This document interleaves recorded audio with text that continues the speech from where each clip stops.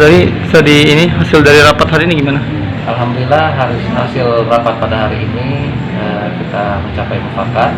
Dari 9 formatur ini kita telah mencapai konklusi, yaitu saya yang alhamdulillah dipercaya oleh saudara-saudara saya di Partai PAN menjadi ketua DPD PAN Kota Palembang, lalu Pak Dauli sebagai sekretaris dan juga Pak Sudirman sebagai bendahara. Jadi untuk struktur utama KSP kami sudah terbentuk, sehingga nanti dalam waktu dekat kita akan melakukan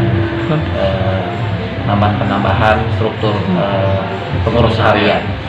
Target barangkali untuk DPD PAN Palembang untuk Target kita ingin berambisi dan mengusahakan untuk mendapatkan 9 kursi di DPRD Kota Palembang. untuk Pilwako? Untuk Pilwako kita akan mengusung dari kader kita sendiri yang insya Allah akan diisi oleh Bapak Haji Jamsil Muhammad yang saat ini masih menjabat sebagai Bupati Matlamat, insya Allah. Oke.